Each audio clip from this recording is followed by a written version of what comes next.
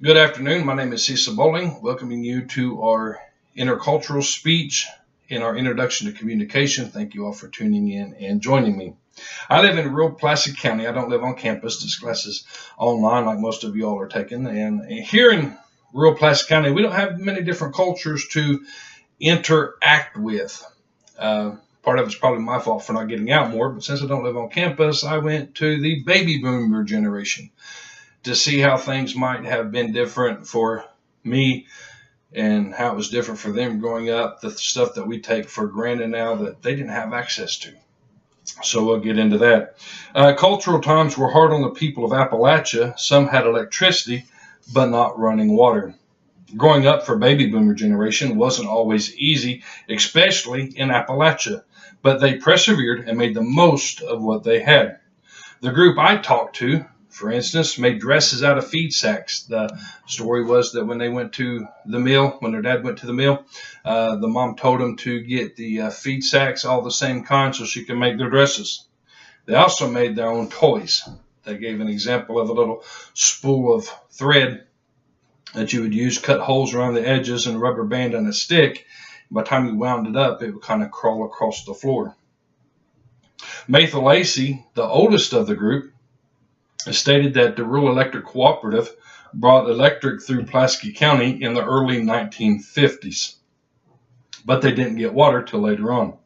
A Daily Mail article by Sean O'Hare stated, at the time Robert F. Kennedy traveled to Appalachia to shine a light on part of the country that desperately needed help and appeared to have fallen by the wayside as America's economy steamrolled into the 1970s. Even though all of America was prospering, houses, cars, refrigerators, washers, dryers, electric stoves, people in Appalachia were still living like it was the 1930s Great Depression. Appalachia had been left behind. In the 1950s, most places had electricity, but most folks didn't know they were poor. One of the gentlemen I interviewed, Ray Wesley, said, "We were poor, but we just didn't know it." Running water didn't come to western Pulaski County until the early 2000s.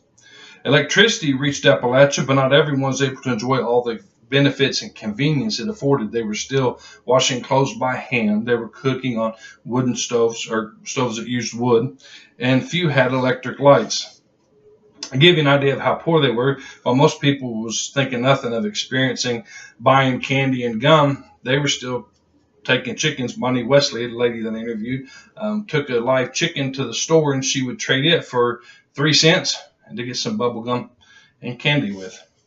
This was in the 1950s, so see how far we've progressed. But where there was light, there was hope. People in Pulaski County were somewhat better off education-wise than those in other parts of Appalachia. Pulaski County has always prided itself on education. In 1923, Superintendent Larry Meese gave the main idea behind education in Pulaski County.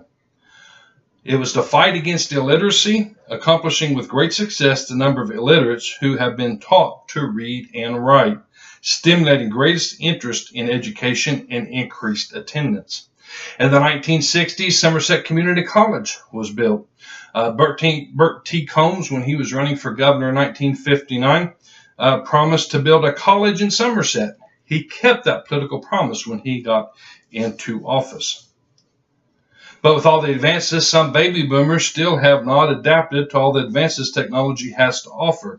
In western Pulaski County, cell phone service is spotty at best, and not many folks are tied to their cell phones. They may have cell phones, but you can't use them until you get to town. Kind of funny, ain't it?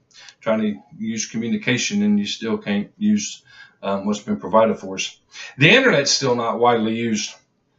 The lines haven't all been run out that way and out in the country, but it's not just in western Pulaski County. In Kentucky, period, only about 50% of homes had access to internet, according to the Appalachian Regional Commission. A generation can make a huge difference in the way that we see the world and the way we use resources that are available to us. Sometimes just because we see things one way doesn't mean other generations see them the same way. Let's not lose the wisdom of those who came before us. Some things are timeless in the way that life is viewed. Thank you very much.